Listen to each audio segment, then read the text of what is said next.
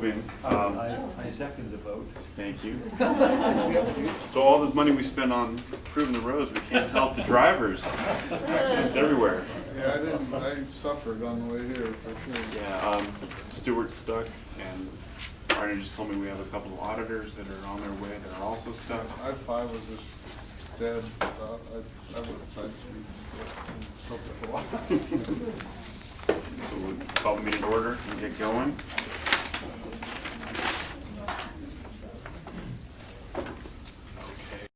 Okay. So item number 1 is the approval of the minutes from last month. Would you? I'll second it. I was not present, so, but I'll vote. Anybody have any? No, I had no argument. I did read them, they looked very reasonable. All right, so we'll take a vote. All those in favor? All in favor? Oh, Michelle. Hi, Michelle. Do we have any people or any public commenters on there, Stewart?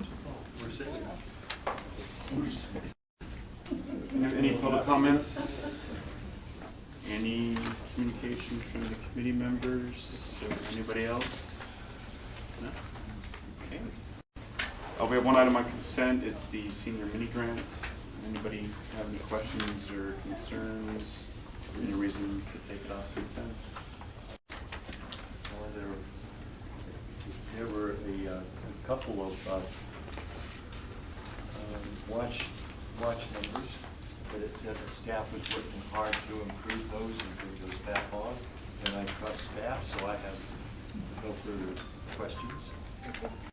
And then just, we have Jack Christensen here. When we posted it, we had inadvertently only posted the first page, so you were missing the second page. So we reprinted that for you, and you should have that at your seats. I want to point out you have 2 of those things that are doing very, very well. And hopefully they're seeking renewals. Hopefully their superior performance will make them eligible. Are you speaking to Jewish Family Service? I didn't hear the question, I'm sorry. He said 2. No, 2 of them are doing really well. Oh, there's a majority of the grantees are really performing well. Right. Yeah. I guess my only observation was one of them was on the watch list for schedule, and they have a pending grant also. And you said you're trying to bring that together, so I'm satisfied. Thank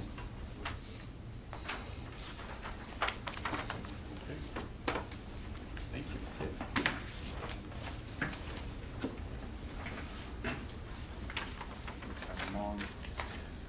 Item number 4, annual selection of independent taxpayer oversight committee chair and vice chair. Now, I did send an email. I asked nobody to reply, and just to remind everybody that we're taking these votes. And for those of you that are interested to think about it and I'm the only one who had not served as chairman, and I'm perfectly willing to do such. However, as I told Ariana, last year you might remember I missed a number of meetings, and probably more than I'm entitled to miss, and we made an exception. It's because I had a task in Washington, D.C. Well, I've just renewed that task in Washington, D.C., so this year is going to be a similar situation as last year. The meetings are scheduled only 1 month in advance, so you never know with predictability. But there's a high chance that if I'm chair, the vice chairs are going to be sitting in my place many times. I also just told Jonathan that I've got another surgery scheduled sometime to get a couple of new knees. That'll be out in 3 months. so you're perfect. I'm fully willing. I'll have the record this show. So maybe for information, could you just review, given that a number of us are terming out, who actually of the current committee will actually be serving a full year? Because I'm not sure if there are too many who will. I will not be. Next May would be my last meeting. Is it May 2019? Yeah, so in theory, if you want people to serve the full year, it's probably, there may only be 2, or I don't know who that may be. It was Jonathan and I and you, I and Jonathan. Okay, so 3 of us term out. But will you be renewed? Will you guys be renewed? So May 2019, the term expires for Dustin Fuller, Stuart Halpern, Kai Raymer, and Jonathan Tibbetts. Looks like you are on. Three of you are all gone? Well, the terms out, we can be renewed. This will be my second some- term, something renewed. so I will not be renewable. But some of those are midterm vacancies, so they would be eligible to serve. Some of these terms were midterm vacancies when they were filled. So those folks would be able to serve, extend them. to extend up to 10 years. So, Oh, I believe. are you sure? Yes. Yes, Mine I was a believe midterm Dustin vacancy. Fuller Mine was was a a midterm, but I midterm thought I vacancy. was- I think, yes, thought it yours was was done. also a midterm. Mine was not midterm. No, that was not. And Kai was. I was, but I don't know if I've already done, Yeah. I think I may have done even already Mhm. been through that. Ariana, the concept is when a midterm term expires, they're eligible if they so desire for appointment for yet another full term. Up to 10. Up to 10 years. Up to Up to a 10. maximum of 10 years aggregate. A maximum of 10, whatever that might be. So if Yeah, it's probably nobody will approaching serve 8. 10 years. No. No. Okay, all right, well, that's helpful. So then, I guess I would prefer not to do it. Is there any one of the two of you? Brad's not here. I mean, is there any, I mean, it's a fun job, there's nothing wrong with No, I love the it. job. I won't give it up. There we go. But my question is there a is there any one of you three or Brad that would like to do it for another year? I would do either if that's the desire of everybody else. I do not. I don't have an issue with it. I have no problem giving it up as well. So. I think that's a great idea. But Sounds like you volunteered. that's about as much enthusiasm as Okay, so I would move then that Dustin continue the outstanding job that he's done. And I think that's what you said. That's fine. I enjoy it. I don't have a problem with it. I get to talk to I Ariana would once a second month that. and I accept the Jose. motion. So who? And then I kind of think to keep Dick on the hook, we should maybe have him continue with last year. All right. And Dustin, you have done a great job, in my opinion. You run a good meeting. You know, that's what they say You about a rarely chair. miss, so the chance that you're missing and the vice chair sits in and I'm gone, then we'd have to have a third person step in. The tennis is quite good. All right. All right. We take a vote on that? Okay, so then I would move that we keep in place for another term our chair and vice chair. I second that motion. So all those in favor?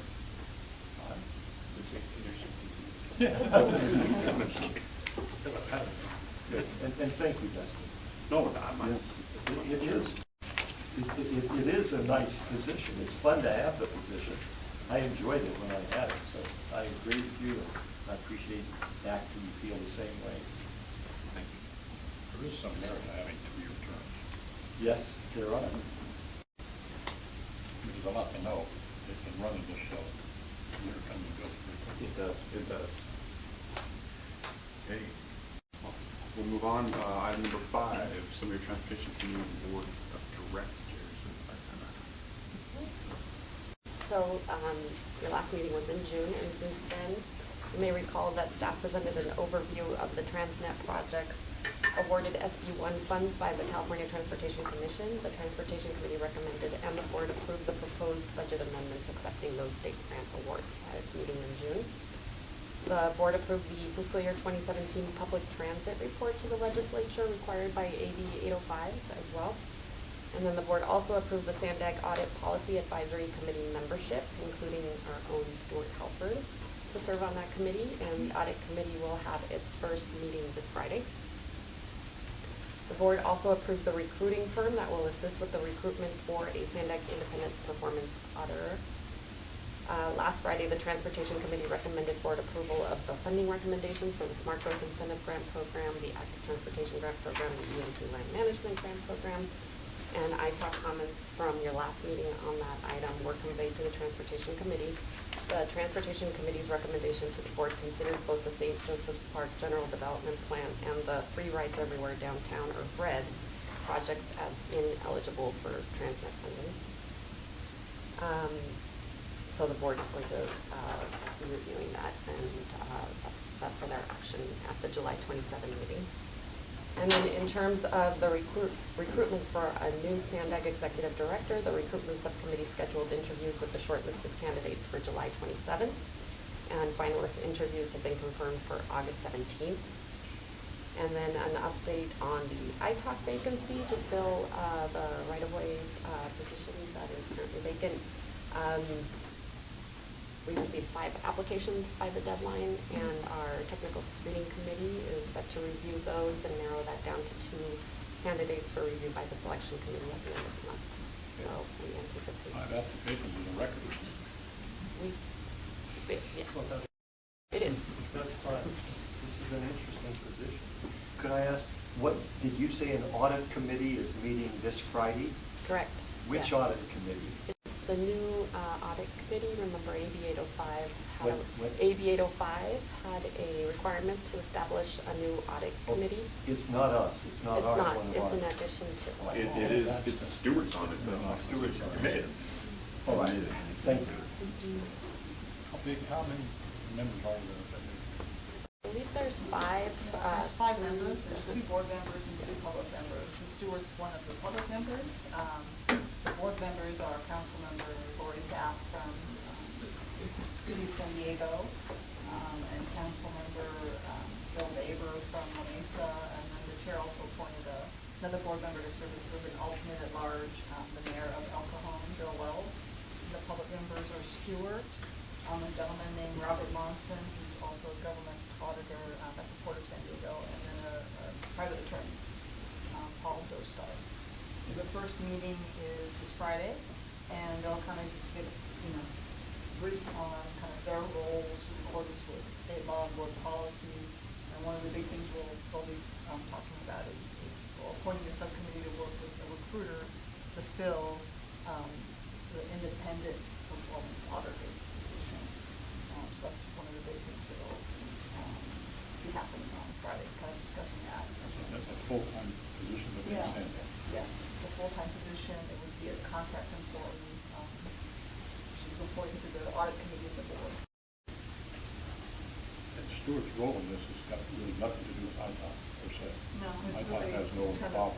No, it's really the independent performance auditor. The role is sort of across SANDAG. This is for the, Just so, and even applying for it, I cleared that there wouldn't be any conflict for this position with the rule. and what is the purpose of this audit, the committee? I heard 805. Yeah, it was part of Assembly Bill 805. Oh, Assembly Bill Yeah, Assembly Bill 805. Highway. No. Yeah, Assembly Bill 805. Yeah. All right, thank you. And it's modeled after, the city of San Diego has really a similar committee. It was really sort of modeled after that. And they have an audit committee with, two council members, 2 public members. There's a whole, they have an Okay, independent I auditor. remember that. Thank you. I'm sorry, Ariana, just in your description of the process for filling the open slot, so the intent would be that we would have somebody ready for, in place for our September meeting? That's the plan. Okay, cool. I'm hoping for a quorum at the selection committee at the end of the month, so if that happens, then yes. Thanks. Katie is here, so I think we can move to item number 5. This is the agreed upon procedures for 2018. Lisa.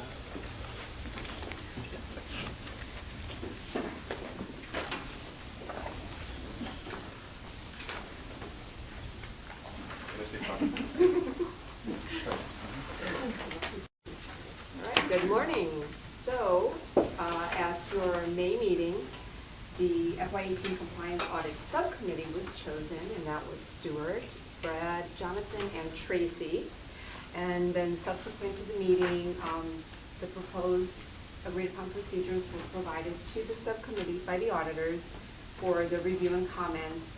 And then all members of the subcommittee are in agreement with the final proposed agreed-upon procedures that are being presented by the auditor today. I do want to note that attachment 4 was updated we reposted it to the website, and that should have been at your seat today. It actually doesn't say attachment 4 up at the top, but it's the proposed SANDAG and SDC RTC. It's a agreed separate upon handout. procedures. There's a separate one.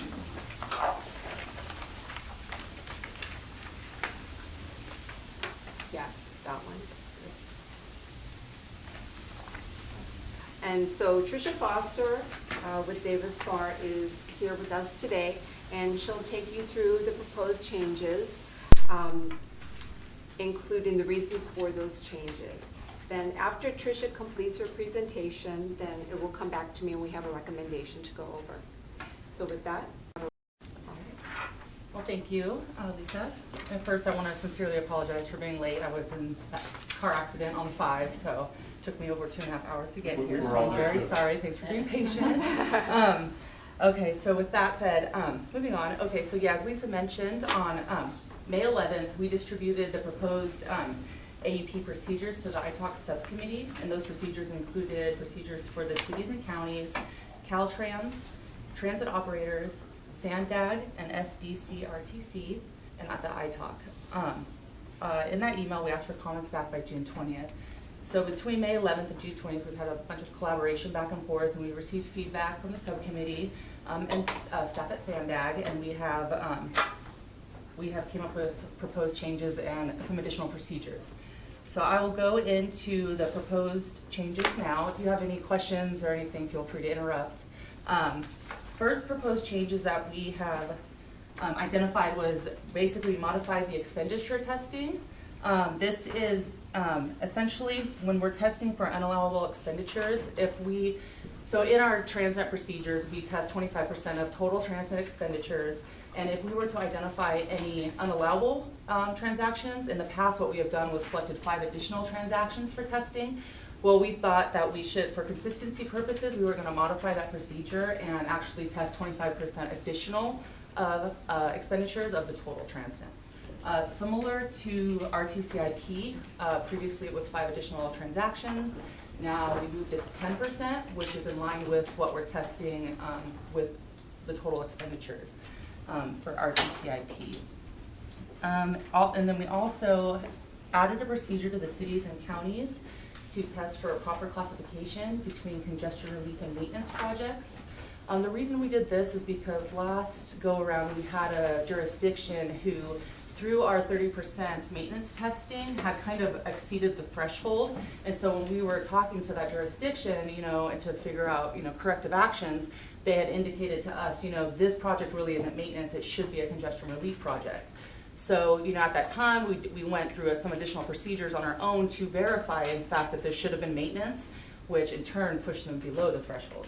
So we thought, why not test all jurisdictions and make sure that they're classifying these properly within the RTIP. So we added that just to formulation within the RTIP. If I can ask a question about that.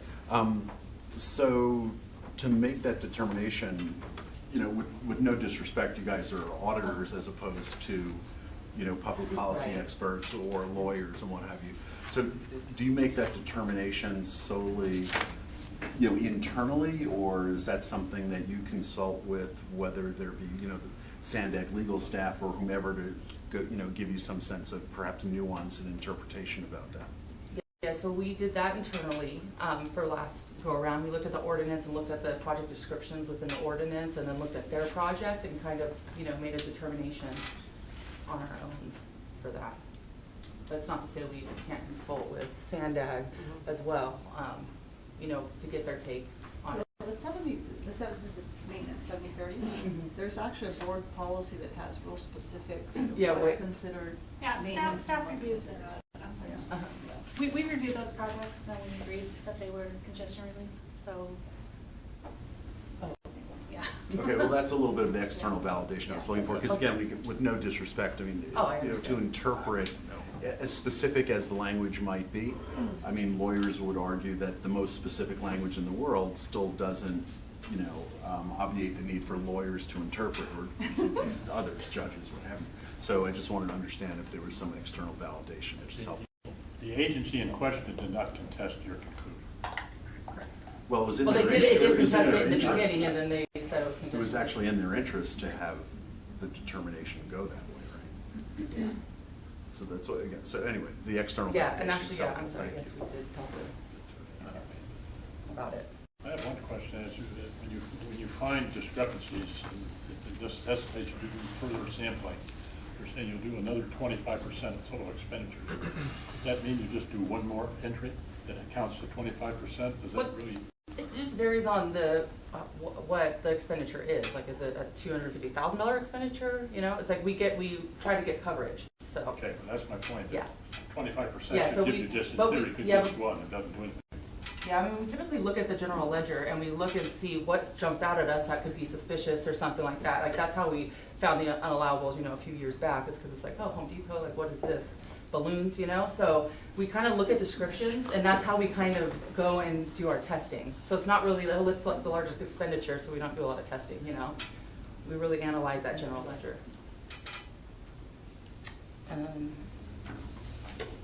Okay, so that's it for the modification of expenditure testing and the additional procedure there. Are there any further questions in that area? Okay, moving on, so indirect costs. Essentially what we did here is we reworded the procedure a little bit. I think before it read, you know, we were gonna be documenting when the last indirect cost plan was reviewed, updated, and is it reasonable based on their methodology. For jurisdictions who didn't have federal and state agency reviews and or an independent CPA firm. We kind of moved that language up, so we're really gonna be taking down this information for every jurisdiction, which we have done in the past. We're just really formalizing it. I believe this is more for like information gathering, so maybe in the future, you know, this policy can be changed a little bit to, you know, hone in on what the jurisdictions are allowed to charge for indirect cost rates. So that's essentially what we're doing now with indirect costs. And I don't know if anybody has any additional comments regarding the indirect costs or any additional questions. I know there was a lot of back and forth on this procedure in particular, you know, so. As far as I'm concerned, I think I raised this several years ago, and my concern was back during the budget crisis that entities would be offloading a lot of their normal overhead costs onto your projects. And I think what you're doing now is the best effort to be able to see what's going on and see if there's any red flags that jump out at you. If they all have to have a standardized overhead accounting system, they can't be manipulating around that just for transit projects.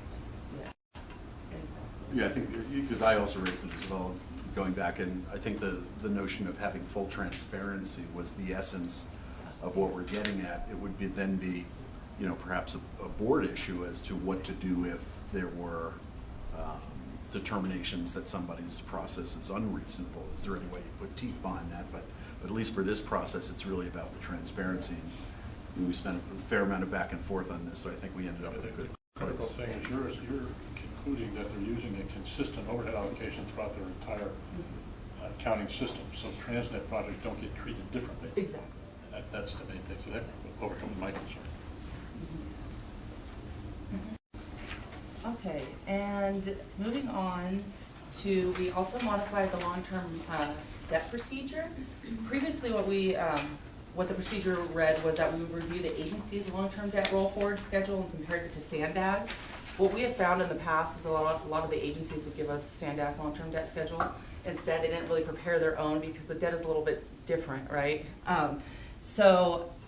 We thought, you know, why not modify this procedure? And what we're really doing in the past is we're looking at SANDAG's long-term debt schedule and what they're paying back with bond proceeds and everything, and we're comparing it to Schedule A, making sure that those two are in agreement, and then also looking at the agency's ledger where they're reporting it.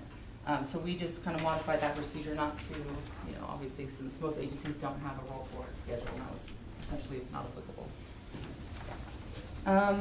Next, we did MOE reindexing. So every 3 years, this is required that we have to reindex the MOE base. So it's nothing new. We just added the procedure back. We're going to be reindexing for years 2021, 2022, and 2023. So that's just the same procedures as we had 3 years ago. Nothing new there. However, piggybacking off of that, we did add a procedure to the MOE requirement testing. In case that, in case an annual jurisdiction submitted an annual street report that was an error, which has happened in the past, what steps do we take to rectify that, going back, updating the MOE base, and so we just wanted to formalize that procedure because we have done that in the past, but let's just put it down in writing. And that's basically the nutshell for most of the cities and counties, AUP. Moving on to the SANDAG and SDCRTC, we basically, essentially we added some clarifications for the AUP procedures that included the San Diego County Regional Transportation Committee. We also added a requirement to separate out SANDAG versus SDCRTC projects on Schedule A and B. Most projects are really housed in the Transnet Fund and are getting paid by the Commission. However, some of the projects are housed in the SDC, hard to say, the Commission, yeah, the Commission fund, and so are getting paid directly from the Commission. So we just want to see that, transparency on the schedule, what's are coming from the Transnet Fund, what are coming from the Commission funds. So that will be broken out this year, and obviously do testing. And then I think the attachment that you just mentioned, I think that, did it not include the Procedure 12? Is that what? It includes the includes the updated to the Procedure 12. So we updated, we had an additional procedure add more late in the audit in the AUP process, I should say, which I think was like July 2nd. But we ended up modifying Procedure 12. So this is something that we've been doing in the past. We have verified the allocation of the funds, the mathematical accuracy of the Transnet revenue that's getting allocated out to the jurisdictions based on the ordinance and the percentages that are required to be allocated, bikes and peds, senior mini, smart growth, stuff like that, transit operators. So we just kind of wanted to be a little clearer, more detailed, so we modified that procedure just to, spell out, we're testing the mathematical accuracy of that, of each specific color of money, if you will, I guess. But so that's what we added recently. And finally, for the transit operators, the operator eligibility testing is the area that we focused on, and we modified the procedure to document how each transit agency is compiling their data used in their calculation. I believe it was a recommendation in the triennial performance audit to go back and relook at this piece of the ordinance. So I think we're just trying to gather all the information gather information for that. And we also formalized finally the non-cash transactions, that they are to be excluded, like the GASB 68, the OPEB, the workers' comp. I think for the last 2 years we've kind of been doing that, or last year in particular for sure. However, it wasn't spelled out in the procedure, so we added a line saying, we will be excluding these non-cash transactions. And so on and go forward, everything's very consistent. And then as far as, and then we also just made a lot of minor edits just for grammatical issues and, changing FY17 to FY18. So just that's throughout, like just see your red lines throughout that, just changing dates. And that's about the bulk of the procedures, changes, and additions that we've made for this go-around. I'd like to open it up for open discussion. If anybody has any questions, comments, or anything else they want to bring up.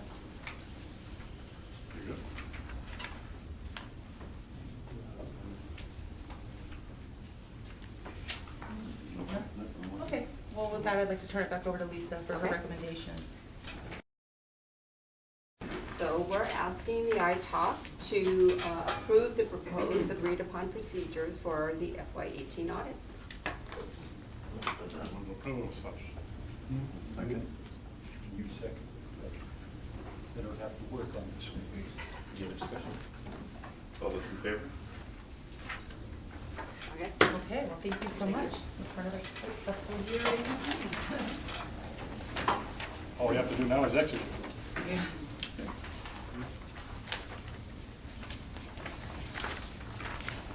Moving on, item number 7 is our annual report. Yep, and this is your annual report for fiscal year 2018. Attachment 1 includes your final draft. There were minor revisions since your last meeting based on comments received at that meeting and then subsequently from the subcommittee. And Chair Fuller is scheduled to present this to the board on July 27th. And the Italk is asked to approve the final 2018 Italk annual report. So, anybody's had time to review, I've reviewed it, I don't see anything different than what we asked for. So, if anybody has any. I think you're comfortable with how we ended up with presenting that debt issues. That's just, that was the best part of it. Yeah, I'll move that we approve the final draft of this annual report. I second it. All those in favor? Ariane, Irene, thank you guys for all your help on this. All right, item number 8 is our triennial performance audit. So this is, I guess, the response to recommendations. See Leanne and Kathy here. Good morning. Morning.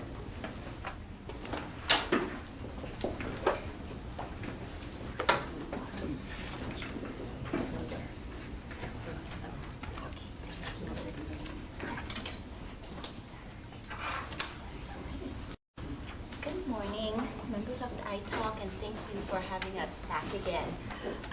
It's going to be a brief presentation, not 50 minutes, more like 5 minutes. So because you heard it before, the whole report was presented to you in April. We're just here today to share with you some of the changes that have been made since then. So it's going to be really quick. But before we do that, let's do first a quick refresher on the status. This is the 4th triennial performance audit as required by the ordinance, and the primary focus at this time was on performance, obviously, finance, information systems and transparency, as well as areas funded by Transnet. And then after we presented the report to you in April, we went to the Transportation Committee in April as well, and they had some small change requested that we incorporated into the report that is part of your packet. But we wanted to just walk you through those items as well, just to show you what they are. They did not make the report longer. It's very long already, so that's good news. So overall, there was really good feedback that we received.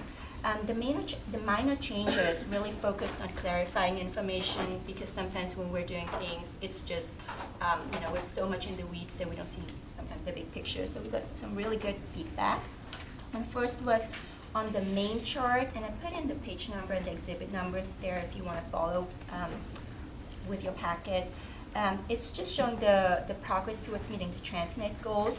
And in the title, we just replaced, instead of saying last decade, it says now 2005 till 2016.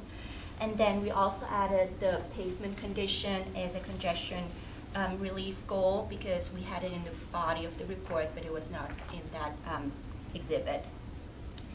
Then we also changed the graph for the financial transit operations plan to show the cumulative shortfall in addition to the annual surpluses and shortfalls. So that was just some clarification.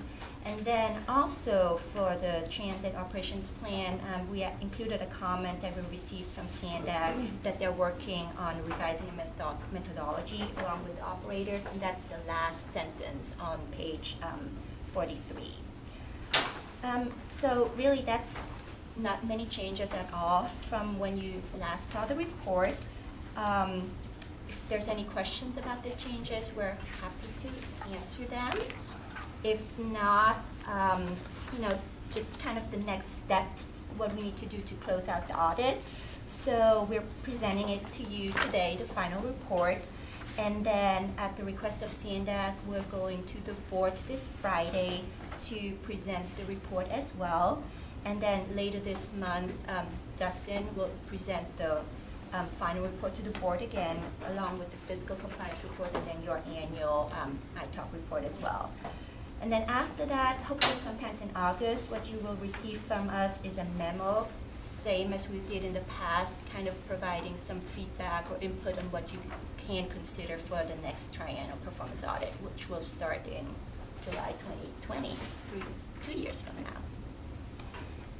Any questions? So these changes were made at the request of the Transportation Committee? Right.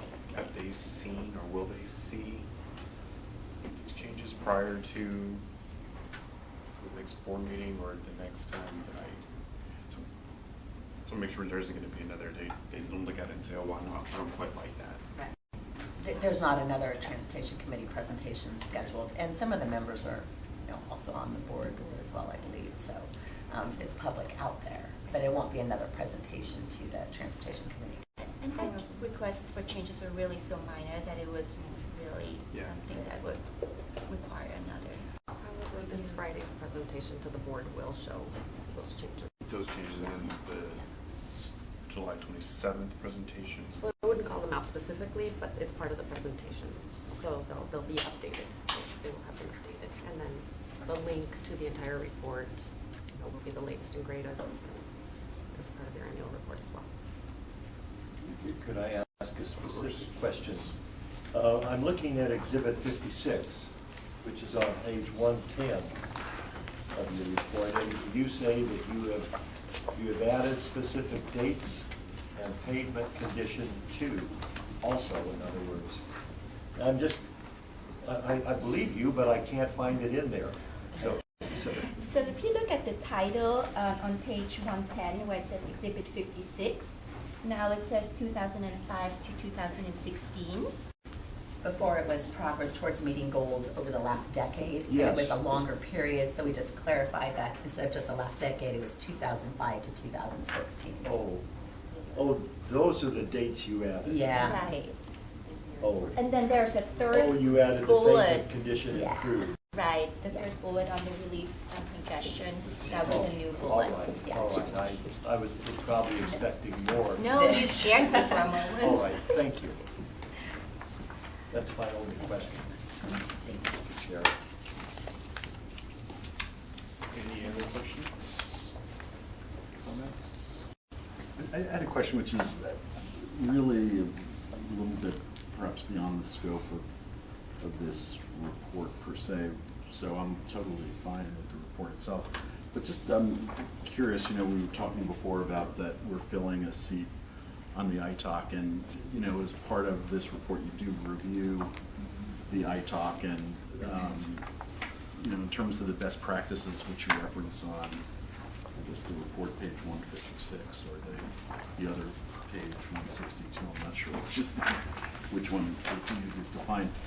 In terms of best practice, I was curious, is it typical that for other Italks that the membership would be selected by the agencies that it is in effect kind of overseeing, if you will? I mean, I can't think of a good analogy, and I don't mean to disparage it by sort of talking about the inmates choosing the kind of thing. But I'm just curious if it would be pretty typical that there would not be, for example, sitting Italk members participating in the decision process for bringing on new members. That would purely be an agency role. Does that make sense? Oh, absolutely. The ones we've seen vary. I haven't seen that an Italk or a talk, they usually don't have the I in front of it, member or the chair would sit on those selection panels, but they sometimes do. Sometimes it's picked by, district. You get a representative from each district. That's how it's set up in somebody's particular measure. Or it is selected by an independent, selection panel who, on the other, areas that we've looked at, I don't know all the members that are made up of them. So there's really lots of different ways to do it. Truly, the one here in San Diego has most of the most stringent requirements for members to sit on Italk with conflict of interest and your specific knowledge that you have to have. Some don't even have that. It's more if you're interested in looking at the measure and oversight, not having the expertise in construction or right-of-way or financial So you do really have the most strictest on that. But the selection panels vary on who is actually picking members and the application process. Guessing where Stuart might be going with this, I think he raises an interesting point. The analogy in the private sector where you have a board of directors, Right. where an audit committee, Right, like board of auditors. directors, they select auditors. This newly created audit committee is about as close to the analogy you get as to an audit committee and a private board of directors. And maybe the theory would be that that would be a far more relevant independent group to select the members of this independent group than the Sandag board itself. It's probably written in the ordinance. I don't know how you Well, change it. what is written in the ordinance is that before any candidates make it to the selection committee process, there's a technical screening committee process, and that is and there are composed outsiders. of outsiders, Oh, okay. transportation Got it. experts, people from the university, from outside San Diego. Okay, so is there Outside the transparency somewhere on the website as to who comprises that? Yeah, so it changes sometimes Right, depending sure. on their availability, right, for each solicitation, but I can provide you that information for sure. Okay, and by the way, I have no problem. It just sort of, in the vein of best practice, kind of conceptually, as Dick was saying, you think of analogies in other circumstance, but the notion that you do have outsiders participating in this makes a lot of sense. So maybe It should be a discussion point that you and you form your new committees, you ought to think about whether that's a more relevant process. And Well, whether you have the then- ability to change it. Yeah, If you're fair going to point. be the ultimate independent group for Sandag, we're just transient. Good. Well, thanks for the perspective. Any other questions or comments? Good report. Lots of solid recommendations. It's- Not. This is an accept item, so we don't need to vote on it. But we do need to vote on it. I recommend approval of the audit report as written. I'll be happy to second it. All those in favor? Thank you guys very much. Thank you. Thank you.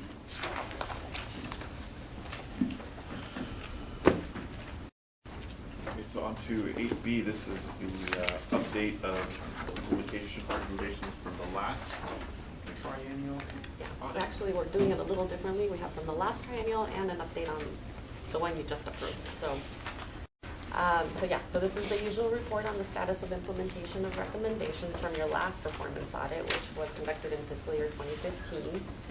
And the Italk accepted that back in June 2015. This time, we're also including a matrix with the most recent audit recommendations from the audit you just accepted on your agenda today, as I mentioned, which is the FY18 audit, or the fourth audit. Staff usually provides updates on the implementation of recommendations at least a couple times a year to you. Attachment 1 to your report shows the progress for the fiscal year 2015 audit recommendations, including full completion of 12 recommendations, one of which has been completed since your last update in February, number 15, which has to do with the development of a project management plan for our regional bikeway capital projects. And since you saw this at your last update in February, there are now 6 remaining recommendations that are considered to be in progress, including partial completion of 1 recommendation. For recommendations 5, 6, 12, and 17, which focus on measuring and reporting performance, because of the emphasis on even more robust performance monitoring with this new audit, these are now shown as in progress.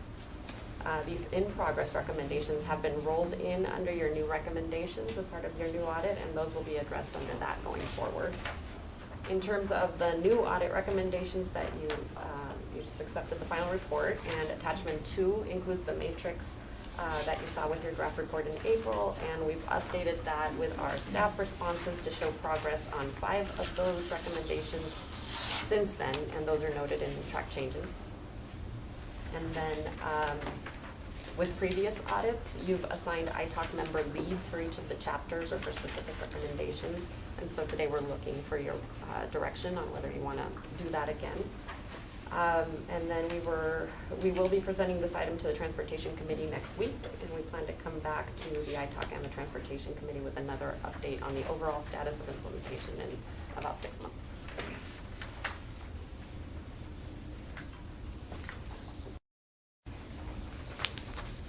So in your opinion, having an assigned lead Does it work well?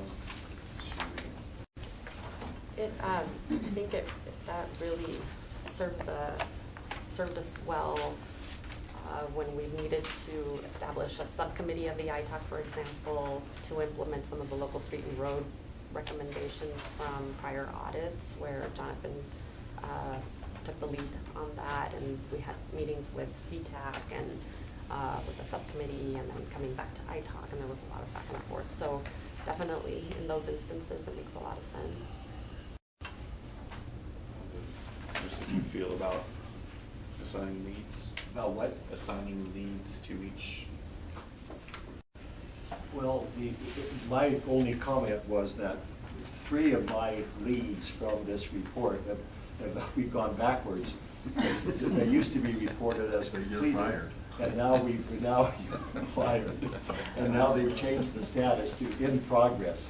And all 3 of these basically say deal with pavement conditions, and that we want our member agencies to be developing some sort of status of where we are today on pavement conditions within their particular agency.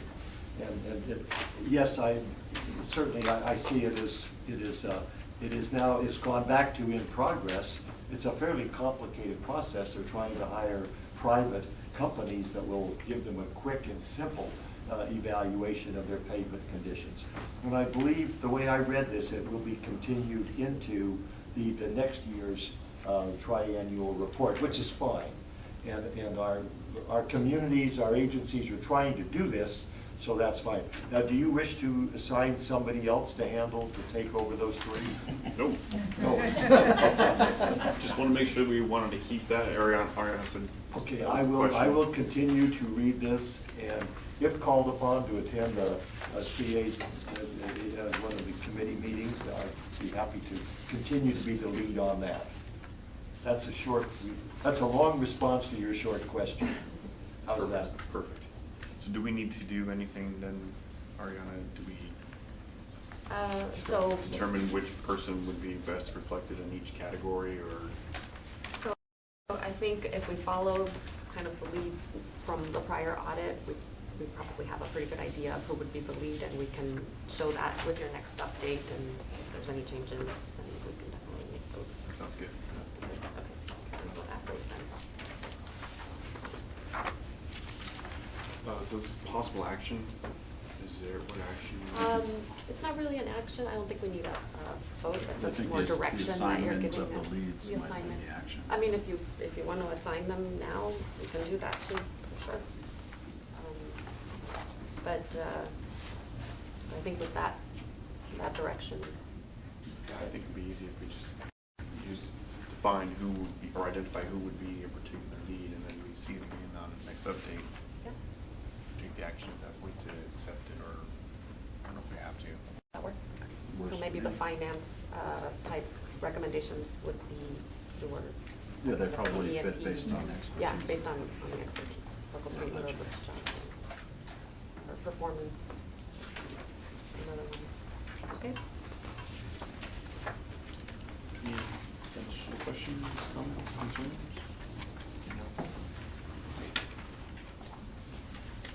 Excellent. Thank you, Ariana.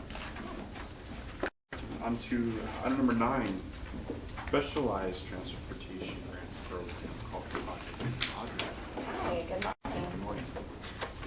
All right, so as a reminder, the Specialized Transportation Grant Program has 2 funding sources, the Senior Mini Grant, the Transit Senior Mini Grant, which is under your purview, and then the Federal Transit Administration Section 5310 Grant Program. For the purposes of SANDAG, we kind of put them all into one grant program. So the criteria that I'll be presenting to you today, and which I brought to you guys in February, are for both programs. So the call for projects is a process, and so far we've had a couple different planning efforts. We came to the Transportation Committee in January, to you guys in February, and then we also had a stakeholder workshop in February. And for all 3 of those entities, we sought initial feedback on program goal and objectives, and program requirements. So you might recall a discussion on minimum maximum grant request amounts and matching requirements. So the result of that, there aren't any changes being proposed to the eligibility criteria, including the min and max grant request amount. There is a slight refinement to the program goal and objectives, which I'll go over, and then those goals and objectives is really informing the changes to the criteria. And then between when we saw you guys last to today, we've been busy updating the coordinated plan, which informs this grant program, and making the changes to the criteria. So for the program goal, the slight change was just to add the concept of meeting the special needs of seniors and individuals with disabilities, acknowledging that this is truly specialized transportation. So just to review the goal, it's to improve mobility for seniors and individuals with disabilities, removing barriers and creating more options for this population. For program objectives, again, only a slight modification. We heard from the stakeholders that they really wanted an emphasis on continuous improvement and capacity building, so we added that language in. It goes in with the other objectives to have fund innovative and flexible projects, to incentivize coordination and efficiencies, and to be cost effective. In addition, the #1 program objective is, as I was mentioning, projects derived from the coordinated plan, the high and very high priority, which is a federal requirement that we've added to the Section 50, the senior mini grant, and this has been standard for the last several cycles. So as a summary of proposals, summary of proposed revisions, I put up a chart here. I know it's a little bit small, but essentially what it's showing is that the point structure, the points are out of 100. The organization application is 30 and the project proposal application is 70. We've had this two-part system for a couple cycles now, trying to eliminate some of the redundancies of the application. So applicants would submit one organization app and then an application for each project that they're proposing. So the changes, kind of an overview of the changes. We added a project readiness and technical capacity criteria. The goals and objectives category was moved from the organization application to the project application to kind of really evaluate the projects based on the goals and objectives and not just the applicant. Project budget was a category, and it was kind of vague, and we've deleted it as a category, but some of the concepts have been added into the operational sustainability category about how an applicant would be able to sustain their project considering there is a match requirement involved. And then in overall the points, how the points shifted, there was more points allocated to the project readiness and technical capacity and the program effectiveness and cost efficiency. And so I'm going to go into a little bit more detail on each of these changes, but this is just to show that a lot of the categories remain the same, they kind of moved around, and the point structure, there's some slight changes to the point structure, but overall it's out of 100 points, and each question is 5 points. We like to keep it simple. All right, so the goals and objectives, again, this moved from the organization application to the project application. We added 2 new criteria, which I have in my notes, 7 and 8, which really talk about the project alignment to the goals and objectives, so that they're meeting the needs of the seniors and removing barriers and the like. We also added a question on the unique challenges facing each of the applicants in providing transportation. This came straight from the stakeholder workshop. They really wanted to provide context to the evaluators on the uniqueness of their programs. And again, a commitment towards continuous improvement. That's not on this slide, but that would be number 2 in the criteria. For project readiness, this is a brand new category. We heard from the Transportation Committee and from the Italk a desire to incorporate project readiness as a concept. So in the organization application, there are 2 criteria speaking to that. Number 3 is talking more about their readiness to provide a service, and then so how shovel ready they are. And then number 4 is their technical capacity to manage a grant. So that's fiscal management, if they have the record retention policies in place, and kind of the more administrative technical capacity. And then in addition, in the project application, we do have criterion number 10, which in the operating and mobility management project proposal application is strategies to meet demand. We know that there's a lot of an increasing demand in transportation for seniors and individuals with disabilities, so we're asking and evaluating them on those strategies. And then for capital, this isn't a new question per se, but it does get to project readiness about ability to maintain vehicles, so preventative and routine maintenance and safety measures. For program effectiveness and cost efficiency, there was, we received comments about the differences between effectiveness and efficiency.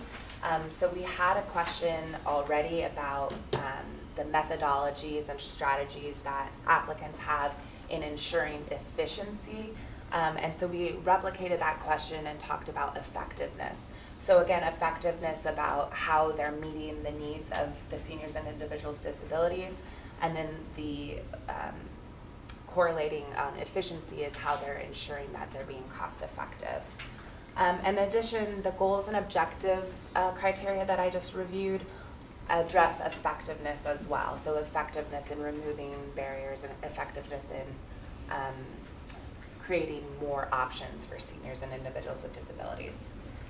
Again, operational sustainability, this was combined with some of the questions that was under the former project budget. So we wanted to add some clarity to the concept of fiscal stability, so talking about an applicant's efforts in fundraising and diversifying funding. In addition, we added a note that in terms of match sources, stability of match sources, they are able to match the 2 funding sources, so senior mini grant and section 5310. We added a note to evaluators that grant funds are not guaranteed, and thus if someone is proposing one against the other, to keep that in consideration when evaluating the stability. So we added that note in there as well.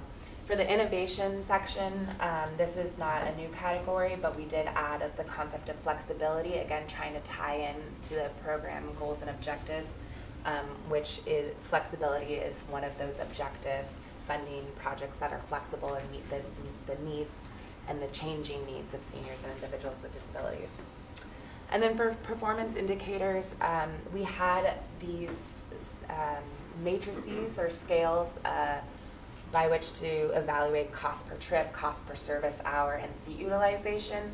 Previously, we had a set of scales that assumed greater efficiencies over time, and it really was something that we developed in the infancy of the program to kind of give those starting out kind of a higher or lower threshold to meet.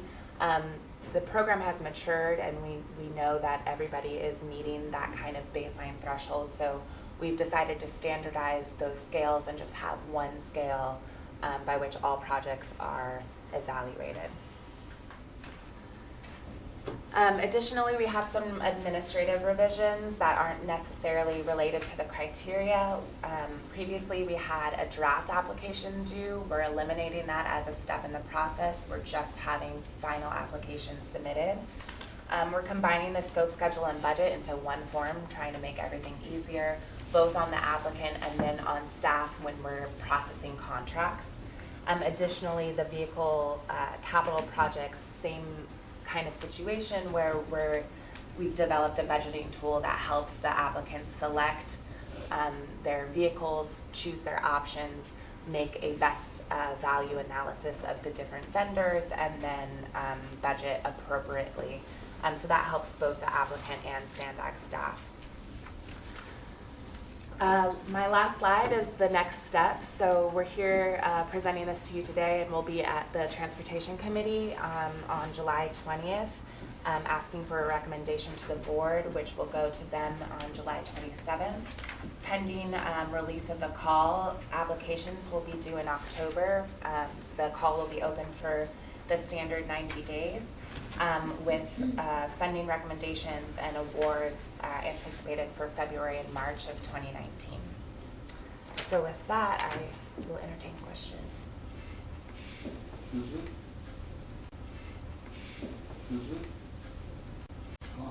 Is it common for applicants to, is there commonality of the vehicle types, or they all have different needs and different sizes and things? So yeah, so we offer through, we procure vehicles through CalAct, which is the California Association of Coordinated Transportation, which helps with the kind of the so okay, I think that's answering process. my question. So they're utilizing some, they're not independently going out and trying to. Right, okay. Right. And so we offer, I think, 4 different class vehicles, A, B, C, D, and V. But yeah, they're all standard. We have a price index, we have options. So we use this cooperative, as do a lot of different NPOs and organizations throughout California. I presume that saves. Doesn't add layers of bureaucracy that makes it cost more for people. We like it because it adheres to all of the federal requirements with procurement. So we do our sort of mini procurement off of the larger purchasing cooperative. Okay, thanks.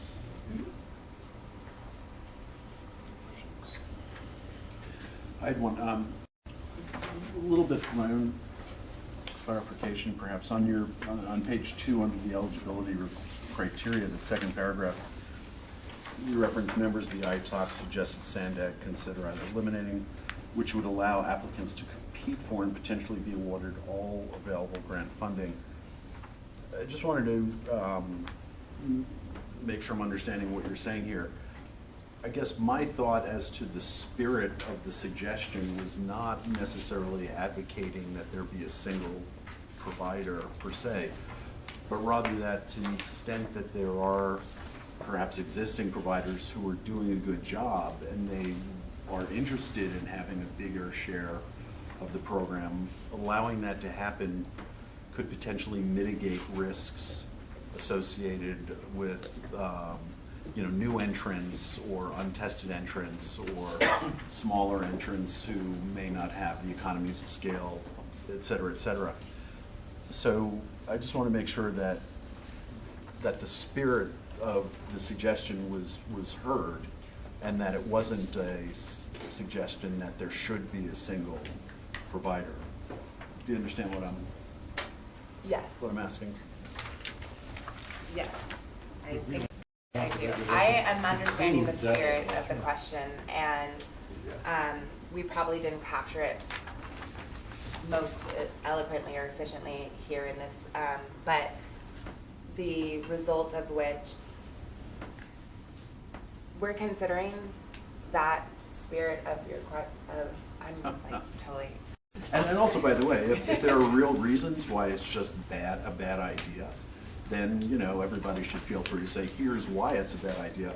But I have to say, it's a little bit of a curiosity as to, I don't mean to be crude in the characterization, but it seems as if the can is being kicked down the road in considering this.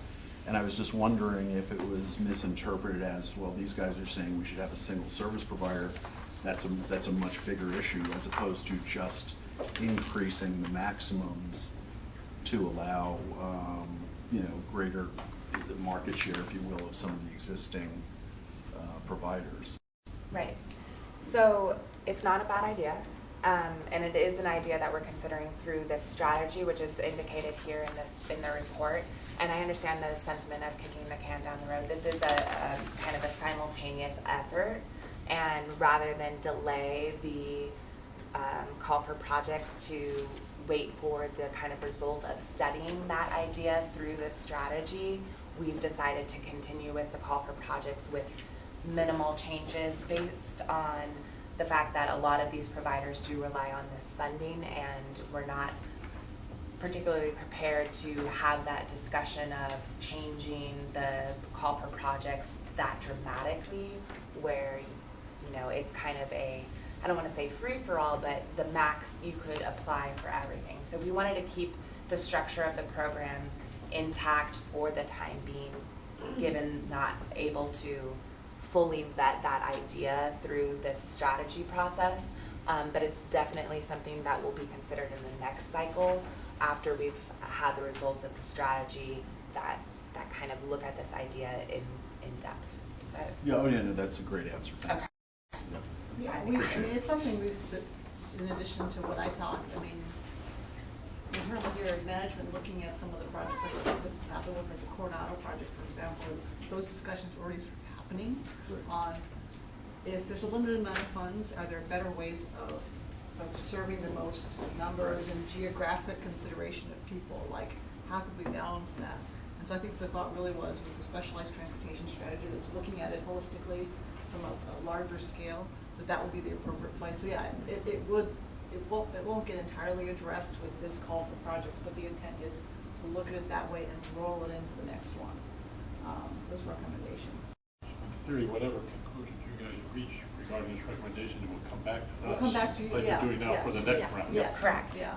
But it's a difficult equation to solve. It is. I mean, ideally, you'd love to fund a lot of these things and provide as much service, but we are, you know, there's always more requests than you have funding. And so if there is limited funding, how do you provide the most service out there, the most cost efficient, that has great coverage and, you know, meets the bulk of the needs for these services for seniors and other folks. You could be super efficient in 3/4 of the Yeah, service areas. Yes, but and you not consume all the cover- funding, and the other quarter is left naked. Yeah, How do and you not balance cover, sometimes there's a balance in efficiency and maybe even coverage, right? Well, yeah, so at least in where I was coming from in this, it's not to sacrifice geographic coverage. Right. But rather, I guess I was wondering if, in part, when this was the ordinance was originally written, there was some view that spreading out the money, not for sake of geographic service coverage, but for, you know, spreading out the money to provide more small businesses or nonprofits with money was actually part of the intent. And so it just strikes me that, you know, in many ways that's a great idea, but ultimately this should be about, you know, adequately serving the seniors and others who need the special transportation. And if that's with a single provider, 50 or some number in between, that should be the focus, I guess, is where I was coming from. So, but your answer satisfies the question. Thanks. Any other questions? It would be interesting as you pursue your strategy here to periodically give us updates on how the thought process is getting narrowed down, because I think it raises all sorts of issues of how they can maximize coverage and maximize efficiency and what the trade-off is before it gets set in stone. We have a view of Yeah, how so we'll it's definitely, evolved. we can bring that back and give you an update on that. I mean, some of the things is what we talked about. So right now, we put the call and we depend on who comes in, right? Let's say if you did this strategy and saying, hey, the greatest need is this area.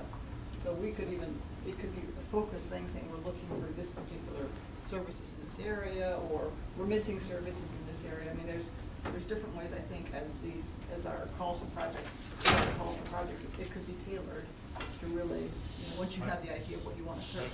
I think Stuart's got the criticism of more efficient ways of getting the job done. Yes. To find the job. Yeah. But I don't know how we go about finding out whether there's interest in the user community, the provider community out there, since we've never asked them to propose anything more than X dollars. Right. Now if we give them 10 times X dollars, give them the whole show, how do we know whether there's anybody out there that could offer up something? Right. It'd be an interesting challenge to figure out how you evolve to what might be useful. Thank you.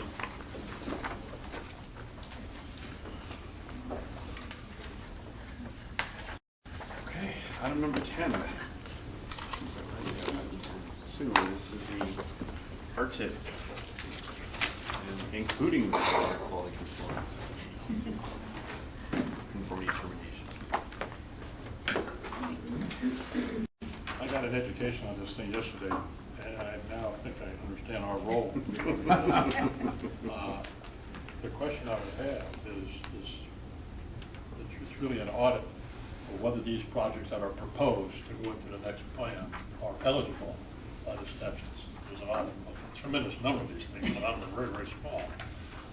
My question would be is you guys, as staff, are doing that vetting right now? Yes, and what you Stuart have brought this up at the concluded last meeting that. What you have concluded is in here. Right. And I guess the only question I would have is, were there any ones that wound up being in here which were controversial that we ought to, you concluded one way or another, black or white, but which we should be made aware of that it was a tough call and we can focus on the judgments that were made? No. Because otherwise I, myself, can't speak to the minimum descriptions here, and a number of them, the sheer number over the past 20, oh yeah, they all meet the standard. No, there was nothing controversial. The last time we brought this, we had the list of new projects, which was a very small number, I think maybe 25 new projects, Transnet funded projects. So those are the ones we would be concentrating on because the others already pretty much passed muster because we've been in the Arctic. So. But there's nothing that you need to direct our attention to that was a close call. You had to make the call as a recommendation, and you bring the rest to approve it. They were all black or white. Yeah. They were all. So I'll just go through it real quick. SANDAG, serving as the Metropolitan Planning Organization, is required by state and federal laws to develop and adopt a Regional Transportation Improvement Program, or the RTIP, which is a multi-year program of proposed major transportation projects, including the Transnet program of projects. Included in your agenda item today is information of about the draft 2018 RTIP. Attachment 1, beginning on page 3, has the listing of all the projects that are funded with Transnet funds proposed for programming in the 5-year 2018 RTIP, which includes fiscal years 2019 through fiscal year 2023. Resolutions for the Transnet program of projects were due to SANDAG on June 29th for local agencies. Resolutions were received from all agencies except the City of Imperial Beach, which is scheduled to hold its public hearing on July 18th. For SANDAG and Caltrans projects, project changes are dependent on approval of the FY19 SANDAG program budget, which was approved on May 25th, 2018. Staff have reviewed all the projects submitted and considered that they are eligible for Transnet funding. Attachment 3, beginning on page 118, is a program summary of major projects by mode. This table categorizes all the projects in the RTIP into specific modes, which is dependent on the type of work being done, as well as showing a breakdown by funding type of federal, state, Transnet, and local or private funds. There are currently 7 different modes listed here, up to $14.7 billion included in the 2018 RTIP. $8.4 billion is in prior years, leaving a total of $6.3 billion programmed in the 5 years. The first major mode is major multimodal facilities, which includes projects along major highways that include HOV and direct access ramps. The border access port mode includes projects such as the 905 freeway and State Route 11 projects, and the 905 125 State Route 11 connectors, and the CMU Cedar intermodal freight facility. Last time we brought this item, there were some questions as to what was included in these different modes, so I have a very detailed breakdown now. If you have any questions, you can refer to that. The major transit mode includes Mid-Coast and all projects included within the Losing Corridor, and the bus rapid transit includes I-15, Mid-City Rapid, and South Bay BRT services, as well as various facilities and transit centers for BRT service. So we're presenting this item to you today for your review and discussion.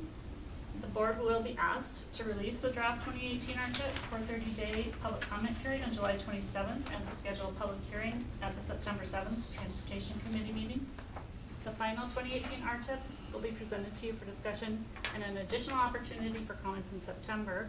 And pending the Transportation Committee's recommendation, the Board of Directors will be requested to adopt the final 2018 RTIP and make its air quality conformity determination at the September 28th, 2018 meeting. So that's the schedule. Are there any more questions? You want to talk about some projects? Or? Say a follow-up question of our discussion yesterday earlier today. I have internalized now there's no mandated split between transit and major highway, but what's the purpose of this breakdown here that shows just that, a split between major highway and transit, just for information? Yeah, I mean, it's, you know, you have almost, you know, over 100 pages in terms of, you know, but you break it down into those two So we try to components. categorize all of the major, or all of the projects into the major corridors, just to give people a better sense of, you know, how much money is going to each of the major corridors, or in, you know, there's other areas like, you know, local streets and roads, active transportation, things like that. So it's just to give you a better sense. It's just for drilling down over a picture as distinct from relating to a mandate.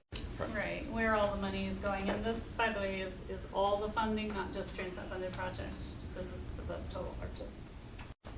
Some of these are mandates, like active transportation. That's a specific percentage. Yes, that's right. It's just to transit and highways are right. Yeah, and in essence, this is sort of a snapshot in time. At the time that the 2018 RTIP is adopted, this is how much money is programmed for each of these corridors. Now, keep in mind that projects that have been completed that drop out would no longer be shown here. So that's why it says just a snapshot in time what it is, what's programmed right now. I'm sure that's why I got in my head there with mandates, because we break it up like this. Some are mandates, some are not. They're just a further breakdown. Question. Sure. One of the cities indicates annual street maintenance, and in the project description it's citywide resurface and or rehabilitate roadways. Is that?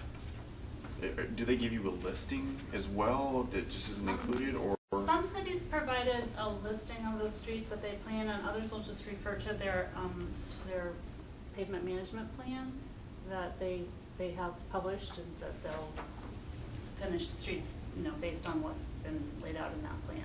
So for example, that this particular city could have a 2018. We're looking at these 7 streets that are in this pavement management plan. That okay. Yeah, and we'll. In the actual document, we do have some of the backup. Yeah, at least some of them look like they provide additional information that's easy to put in here. Some of them maybe not. Right. Okay. Do most of the agencies really have a one-year advance plan street by street, or does it evolve during the year? I think they have a plan, but I think it changes during the year too. So they, you know, they think that they're going to cover this area, maybe a quadrant of the city, or, you know, but if something comes up, I think that they're flexible. If there's a sewer break, they've got to dig the street up anyway, so they'll accelerate that program. Right. I'd like to invite your attention to something that keeps running in the back of my mind. If you look on page 35, it's either page 33 or 35. It's the RTIP 2018. Page 33 of the enclosure, 35 of the submittal that we've got. ENC 20, if you will. We've had 2 discussions on that particular project, and at least among perhaps a minority of the folks of Encinitas, it is still controversial.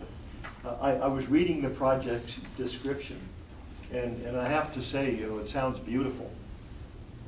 They're going to do comprehensive improvements, new curb, gutter, sidewalk, and landscaping, may include pedestrian and bicycle improvements, lane reconfiguration, and 5 roundabouts to facilitate and ease traffic congestion and more efficiently move vehicular traffic. That certainly sounds fabulous. It doesn't say in there, we're going to cut out 2 lanes, as I understand it.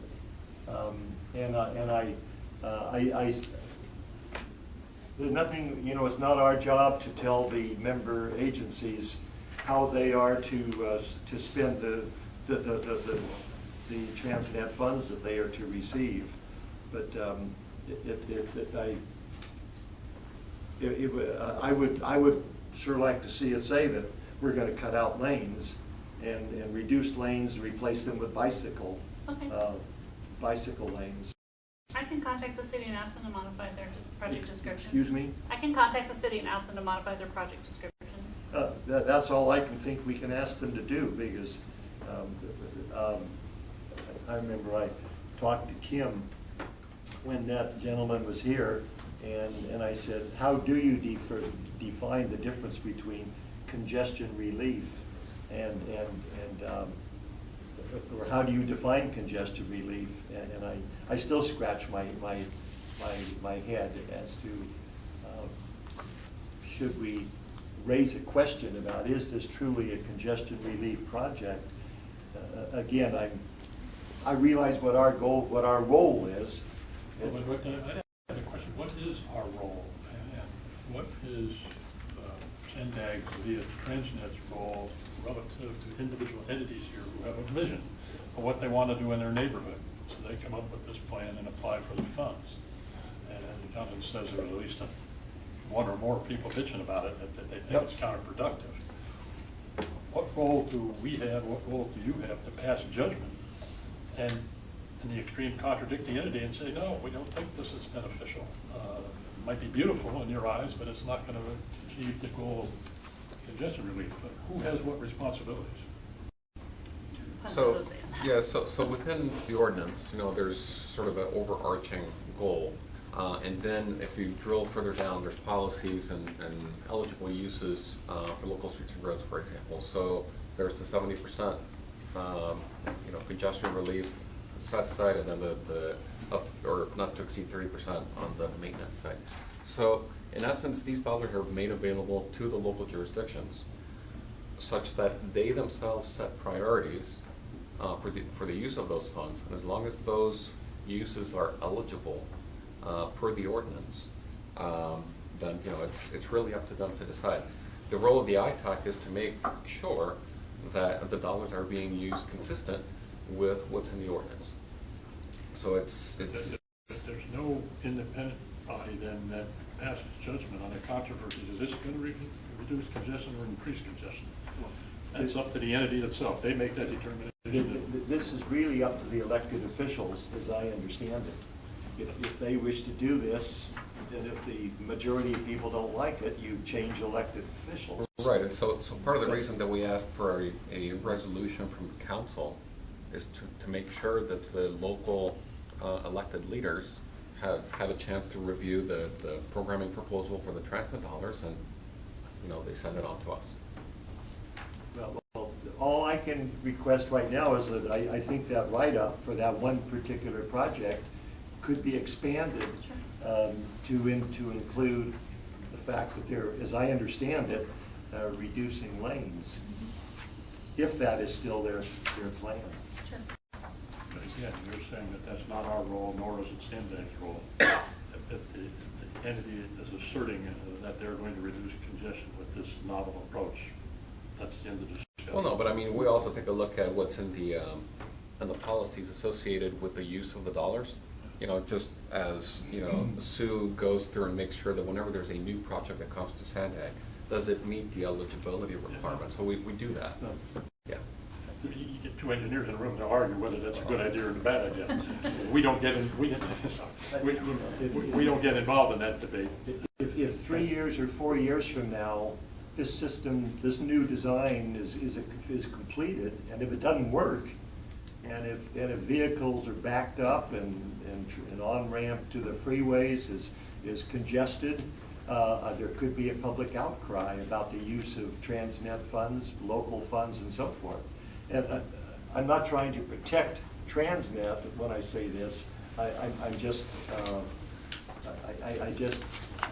All I could do to raise the question is to ask that the description be clarified to show what they're really planning to do, if they're planning to do it. Does that make sense? I would, if I, on the same line, and I recognize, or I'm presuming that much of what's presented here, the detail is kind of a printout of some standardized something or other.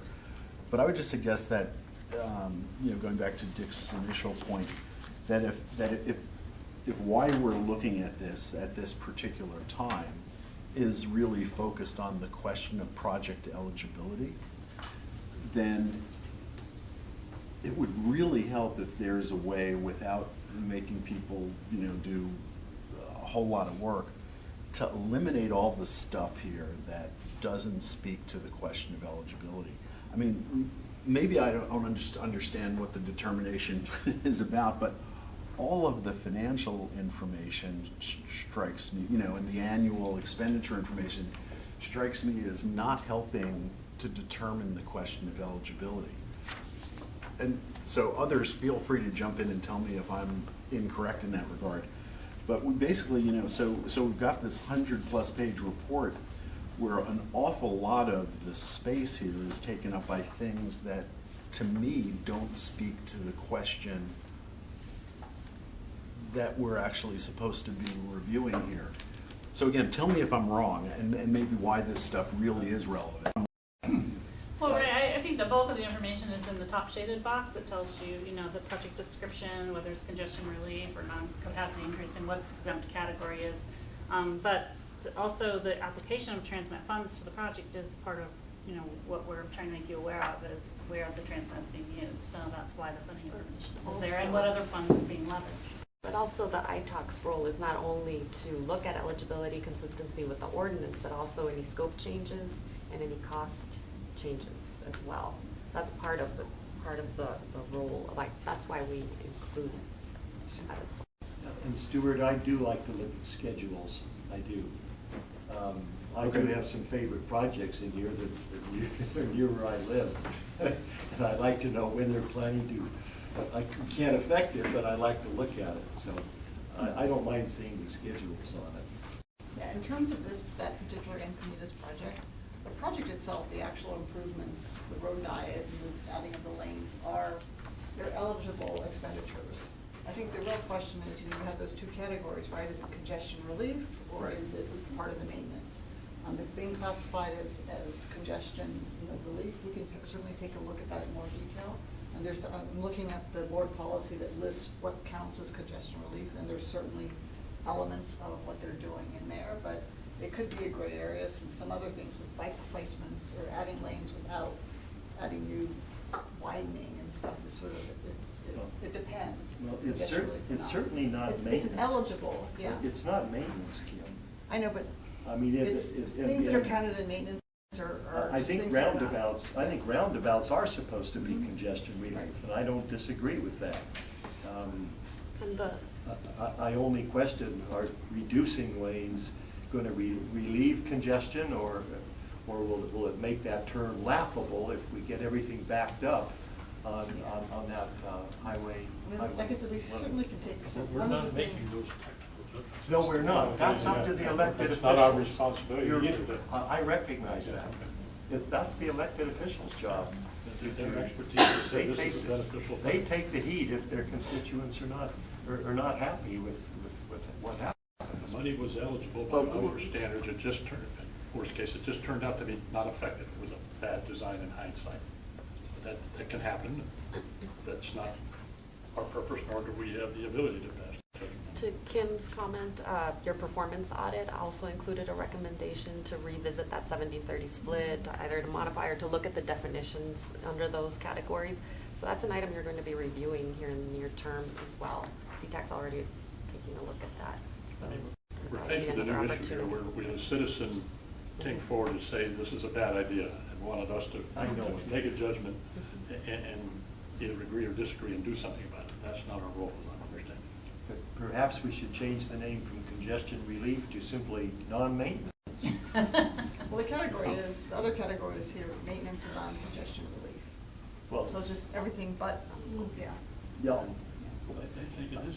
I'm just philosophizing. I realize that this is a local decision. No, it's relevant to the extent of the 70-30 split, regardless of whether that gets changed or not. I mean, that's the essence of it. It's not necessarily that funds couldn't be made available, but if they're being made available, identified as congestion relief, then I think the irate citizen, or what was getting under the people who came, was that they thought that even if the concept of a roundabout or the individual components might be categorized under our definition of congestion relief, they were saying any reasonable person would conclude that this is not going to relieve congestion.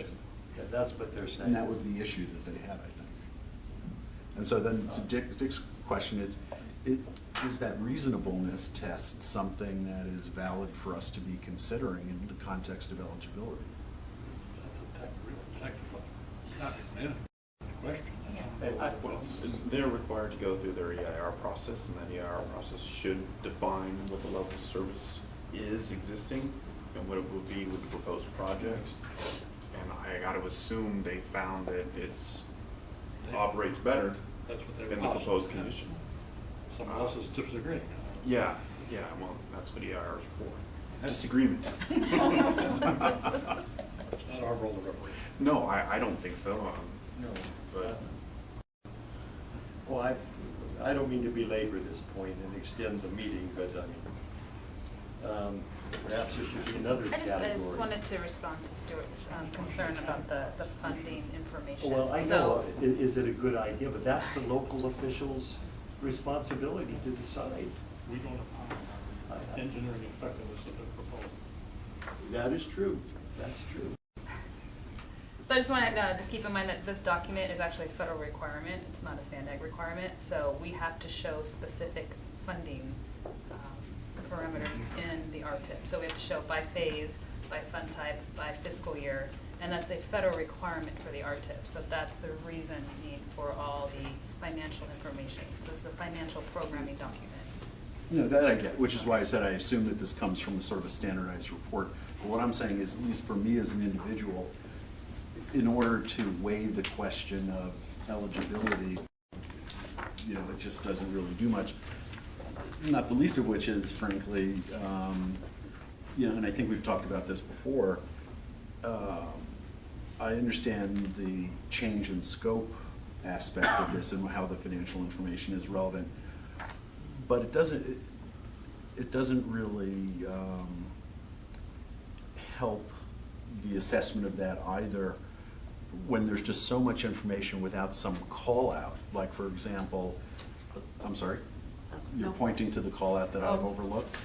Not on item 10, but on amendments. We do provide, you know, the summary in the first Right, two pages. yes, I know talks that's about something that we, reduction. yeah. So you do get it, but not, you're right. Yeah, in this not particular with document, the there just doesn't seem to be full updates. You're any absolutely kind right. of call outs in that regard. And not the Yeah. least of which is, it's also helpful to say, there are no, just, you know, boom, there are no major changes. So we know that we don't have to go through a 100-page report looking for it. Yeah, and in this particular document, what you're looking at is the update that occurs every 2 years. Right. So it's not necessarily amending things. It may just be carrying them over from the old document to the new document. Right, right. So that's why you're not getting the call-outs of what changed, because Okay. this is intended to be an update of the entire document. Got it, okay. Appreciate your indulgence. I have questions. Thank you for listening to me. I'm excited that you guys are interested here. Okay. Take care of item 10? yes, thank you, Sue, appreciate it. Next one is, You can stick around. yeah, let's keep on going. This is the RTIP amendment. This is the amendment to the 2016 RTIP, hopefully the last amendment before we transition to the 2018. This is scheduled to go to the Transportation Committee on July 20th. And again, you're asked to review on the eligibility of projects focusing on cost increases or scope changes. This is a regularly scheduled quarterly amendment. It is detailed in starting on page 2 of your report. The backup tables begin on page 7. Attachment 2 shows the cumulative capacity analysis regarding revenue versus programmed for Transnet LSI. Agencies that entered projects in this amendment were asked to reduce their programming to align with board-approved 5-year revenue estimates from February. So that would only have been the city of San Diego. Attachment 3 shows the amendment change report, which is sorted by absolute change amount, and we provide explanations on projects which have a change greater than 10 million or 40% of the total project. And then also we have at your places the map for the major transportation projects included in this amendment. Changes to Caltrans and SANDAG projects that are included in this amendment are a result of the FY19 budget approved by the board, and changes to the city of San Diego projects were due to reconciliation to the FY17 Transnet financial audit, as well as mid-year amendments and year-end budget monitoring and adjustments for FY18. So So the only other one project I might call out is that SD 102A, which is the old Otay Mesa truck route, added $6 million of trade corridor enhancement funding, which were awarded as an SB1 grant. Are there any questions or comments on the amendment? I really liked it. It helps. I don't know if this was what everybody was looking for. This is the one document which really, when you think about it, brings into full focus. I'll overstate the case here, the insignificance of transit relative to the total dollars for all the projects. Even in our audit and everything, we're focusing on all the transparency and the new forecasting model and everything, and I come back to the word and the tail of the dog. And I'm curious, going back when the Transnet ordinance was proposed and lobbied for, how well was it described that we're talking about this 4-year thing and all this money, but that's just a small fraction of all the projects we promised. And the missing piece is all the matching, I should say matching funds, all the other sources of funding. People tend to think that Transnet, we passed this, we taxed ourselves, and we're getting all this stuff. Well, that's far from true. We're only getting all this stuff because we're getting all this extra. That has really nothing to do with Transnet unless the extra money was specifically a participation requirement. In other words, all this extra money, the non-Transnet money, what portion of it was mandated as a match of some degree with Transnet, and what portion of it was just a grant from the state or the feds? So if you look at the ordinance, the only section that requires a match is the major corridors, or that anticipated a match. So it anticipated a 50-50 match, so $1 Transnet versus $1 of somebody else's money. So that was well advertised, that if you pass this tax right. ordinance, we're anticipating, no guarantee. Right, and so in essence, between the Transnet dollar and the match dollar, you could fund this program of projects that included, a listing of, very specific improvements. But it clearly said we needed additional money in addition to what we taxed ourselves. Mm-hmm. But I think over time, if you look at the entire universe of funds that are available, yeah, Transnet is an important component, but it's not the largest component. No. But one of the things that maybe gets lost just by looking at the numbers is the fact that Transnet dollars are locally controlled, right? And so the board can make decisions regarding the use of those dollars.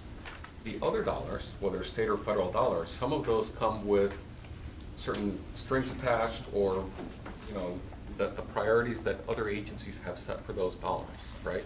And so the value of having your own local source of money is that locally you made about how to use them. And it comes home clear when you see this, that there's a lot of other line items that are going to move around, not just our fees. Well, also, that's what this projects by Moe shows with it, from the prior item is Transnet's only $4.5 billion of the $14 billion. So the other funding sources are supplementing quite a bit. If I think I'm reading it, like the Otay truck one that you mentioned that got the $6,000. $6 million. Yeah. So if I'm reading this right, to that, the project construction cost us went up like $2 million. So you added $2 million to the project, but it got $6 million of that. So then they reduced their Transnet need by $4,000. So then they can use that $4,000 somewhere else. Correct. That's what happened. That boggles my mind how you guys manage all those ins and outs constantly. Every opportunity you got to manipulate something around to maximize the use of available funds. Yeah. Well, most of it, local agencies do most of it for theirs, right? They do what they have to do. Do we have any other comments or questions on item? What is this, 11? Thank you. Thank you. Well, that brings us to the end of the meeting. Our next scheduled September 12th. If anybody knows now. No, I don't plan that much. It's going to be exciting. We're going to have a new right-of-way. Italk member? Hopefully. The new chair gets to take over. Yeah. Get rid of that old jerk bag. Dustin, thank you. I'm serious. Thank you.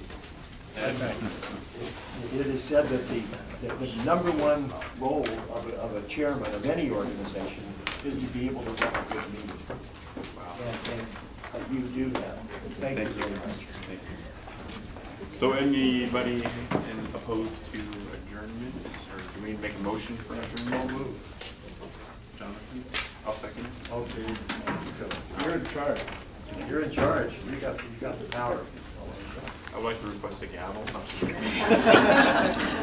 Engraved. After 5 years when we started. All right. Thank you, everybody.